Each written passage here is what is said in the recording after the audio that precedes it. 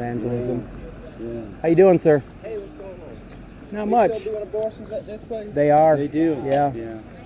Yep. You have one of these. No, hang on. I'm on your side, so Okay. Yeah, Well, that's it's fine. good It's fine. No information. worries. You might enjoy. What's your name? Henry. Henry. I'm Kevin. Pleasure to meet you. Gotcha. Yes, sir. Yeah, we do it to protect ourselves. I got you. You yeah. did that. Are you from this area? I went to school here. Okay. Yeah, I went to school here. Yeah. So they were big back in the day when I was here. And Yeah. I guess they're still Yeah. at it. Are you a believer, Henry? Oh, yeah. Yep. Yeah. Okay. And where do you live now, or where do you go South to church? Carolina. Oh, really? Yeah. So you're just up here for a visit? Yeah. So what's like going on with stuff around here now? What's the latest, I guess? In terms of in the city or abortion ministry type stuff? Yeah, well, this issue. they kill babies here at Emma Goldman on Thursdays and Fridays. Okay. They kill babies at Planned Parenthood on Mondays and Tuesdays, I believe. Wow. Okay. And so our church, we're from Davenport. Blaine actually is from south of here, down south of Yes. Williamsburg. Yep. And but our church from Davenport, we come up here 6 to 8 times a month to do street ministry here, and desiring to, proclaim the gospel first and foremost is our first desire. But we certainly want to hope that babies won't be killed either. So Yeah, because when I was in school here, I was kind of, I guess, pro-choice, but what changed that for you? Well, just reality, Okay. and the fact that it's people just not taking responsibility, because it's like I could see if these and there's different women doing different stuff, but in the end, it's like you got a choice to that whole sexual thing. Mm-hmm. You got a lot of choices here, right? Because what'll happen here is like these women will, let's say I got a girlfriend, Mm-hmm. and I don't want to have a baby. I'm not saying I ever got into this situation, but let's say I don't want to have a baby, and we may not even be that close. But she wants a baby because let's just face it. There's a lot of economic benefits to having kids. Mm-hmm. I mean, I could show you the whole thing. Like, a woman could live in a house that size right there if she's got enough kids. I mean, minimal rent. Mm-hmm. She rent free. You couldn't do that. I couldn't do that. Mm-hmm. Because the government. There are ways for guys to cheat the government out of money. Mm-hmm. But as far as just being overtly government subsidized, women do that. And so I have actually seen where guys did not want to have a baby, and the woman knew the guy had a good job, and was going to go ahead and turn his phone off. Sure. Fuck it up. Guy didn't want to have the baby, and let me start the story because I have actual cases that's going to help you, because you can go tell people this because you're on the front line. You're like a soldier to me. All right, you got guys who are just trying to have casual sex. Mm-hmm. Right? Now, that's on them, but anybody tell you women want to have just enough. But there are women who have like this ulterior motive of what we call coming up economically. And so maybe they live with their mom or somebody or their aunt or their family.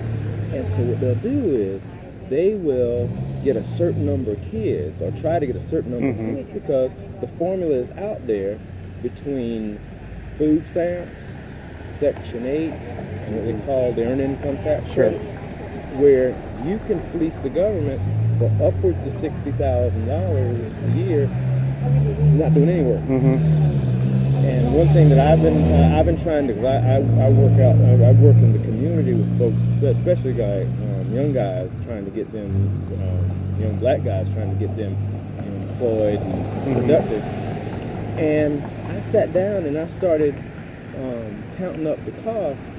And I said, well, because my objective was to say, okay, how much money would a black man have to make in order for a black woman to choose him over the government. Mm-hmm. So I added up stuff like Section 8 for rent.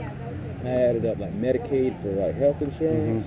I added up like food stamps for, you know, paying for food, and like the cash payments they get, and then cars and everything. And it ended up being just no kids. You know, just, you know, 2 people. Actually, where I live, but it may be different in different places. It was about $19 an hour. But if you got 2 people working, then you can kind of do that. You know? Right. You can kind of do that. What do you suppose is at the root of all that, Henry? Laziness. Okay. Laziness, because things. You know how they say that illegal immigrants are here taking jobs that Americans don't want? Well, if you can get the government to give you food stamps and this disability SSI insurance and Section 8 and all this else, and a lot of times with that disability, Section 8 will come with that. If you can bide your time and get the government to give that to you, then those jobs don't become things you don't want to do. They become things you don't have to do. Right? And so that's when people say, you know, those are jobs that Americans don't want to do. Well, that's not it. Those are jobs Americans don't have to do. So I think the problem goes deeper than that, though. What do you think that might be? You think it goes deeper than that? Oh yeah, definitely deeper than that. So I would say what you're describing is a fruit. You know what happens with a tree? Okay, yeah. You see where it's an outcome. Yeah, exactly. Okay. Now, what do you think is so what's at the root? What do you think is at the root of it? So the root of it is sin. Okay. So there's 3 primary types of sin. There's pride, selfishness, and unbelief. So in man's unbelief, what he'll do is he's self-focused. So now selfishness comes in, and he's prideful. Man swims in pride like a fish swims in water. The fish doesn't know he's wet. A man doesn't know he's sinful. And I use mankind, not just man, me and you, or versus them. So the root of that is those three things. And the sin, that's the problem. All of mankind's problem is rooted in sin. You're right. I agree with that. And see, the thing is, okay, so where did that sin come from? Oh, it was there in the beginning. Okay, I agree with you. And so what's the solution to that problem? Well, people do have to, they do have to, what you're saying is so right. Because one of the most rational things, and one of the things that make you live the most rationally, in my mind, is a relationship. And I couldn't agree more. But again, then we're also, once again, dealing with the fruit of what has happened. And so what Henry, as a believer, if you profess to be a believer and I profess to be a believer and Blaine does, we got to know what the problem is and we got to know what the solution is. Right. So the problem is sin. The solution is the gospel. Yeah. Now, from your perspective, if I'm just some dude on the street and you're going to tell me the gospel, what is that? What is the gospel? Well, I mean,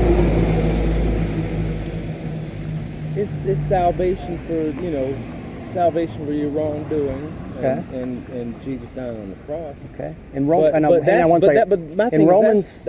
1:16, Paul says, "For I am not ashamed of the gospel, for it is the power of God unto salvation for everyone who believes."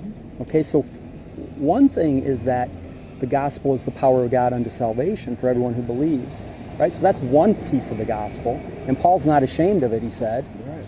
So what else? What is encapsulated in the gospel? What do people have to know about themselves? Well, see, that's the thing, because it's almost like, how can you even explain this? The gospel in some areas, some places, has been so co-opted. Agreed. But that's a fruit. Yeah, you can't even you can get down to it, but if you're talking about, Murder's always wrong. a week, all right, so let's say a week will go by and someone will go to church here, then go back to church here. Nothing's changed in that church from 1 week to the next, typically. And so if there's not truth being told there, they're going to keep believing. Okay, so now we're getting somewhere. Yeah. So you said a key word there, truth. Yeah. Right? And it's hard. Like I said, it is hard. Right. And that's why, So what's true? What is truth? well, the Word of God is truth. And, Okay. and taking Jesus said, sanctify them by the truth. Your word is truth. Yeah. So that's truth right there, Henry. So in the gospel, in getting around to the gospel, if we are to preach the gospel to people, because why? Because it's the power of God unto salvation, we have to know what the gospel is. Here's what you can't read my mind, and you may not have thought about it like this before, but I'm going to give you the 30-second gospel. God is holy. Man is sinful. That creates a problem for mankind. Because in his sin, he's at enmity with God. Right. And Christ is the only solution to access that problem he has. Yeah. That's the gospel.